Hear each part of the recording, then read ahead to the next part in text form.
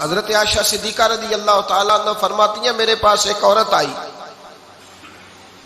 تو میں نے اسے اس کے ساتھ 2 بیٹیاں تھی اس کی، میرے پاس 3 کھجوریں تھی، میں نے اس بی بی کو دے دی، 2 بیٹیاں تھیں۔ اس عورت نے کیا کیا میں دیکھ رہی تھی، ماں تھی نا اور بیٹیوں کی ماں تھی، اس نے پہلے ایک ایک کھجور دونوں بیٹیوں کے منہ میں ڈالی اور پھر جو کھجور اس کے پاس بچ گئی میرا خیال تھا یہ کھائے گی، لیکن اس ماں نے اس کھجور کے 2 ٹکڑے کیے اور وہ بھی اپنی بیٹیوں کے منہ میں ڈالے۔ حضرت عائشہ صدیقہ فرماتی ہیں اس کا عمل اتنا حسین تھا، اس بی بی کے اس عمل کے اندر اتنا حسن تھا کہ میری آنکھوں میں بھی وہ بات رہ گئی، دل میں بھی رہ گئی، روح میں بھی سما گئی۔ اس کے حسن اور تاثیر کو میں بھلا نہ سکی، شام تک وہ کیفیات، وہ انداز، وہ اس عورت کا طرز، اس کا وہ انداز میری طبیعت کے اندر بار بار مجھے اس کی طرف متوجہ کرتا رہا۔ شام کو محبوب تشریف لائے،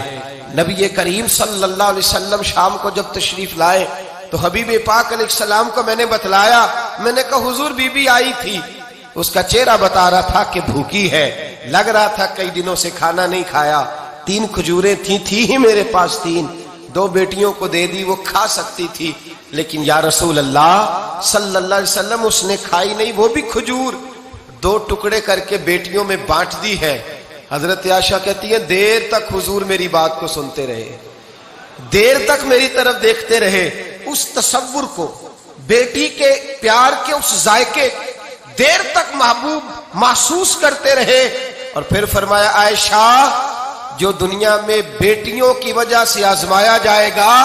جب قیامت کا دن آئے گا تو رب اس سے حساب نہیں لے گا، بے حساب ہی جنت میں داخل فرما دے گا۔ اللہ پھر اس سے حساب نہیں لے گا جو بیٹی کے سبب سے آزمایا جائے۔ یعنی حضور نے باپ کو کہا کہ بیٹی کو مصیبت نہ سمجھنا،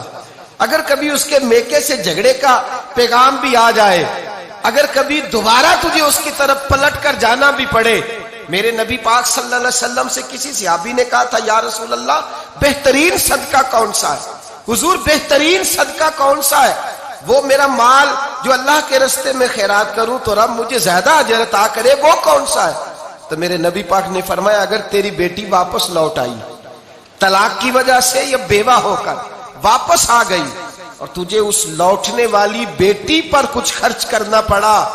تو تیرے رسول کا وعدہ یہ ہے کہ اللہ تجھے اس روپے پر سب سے زیادہ اجر عطا فرمائے گا۔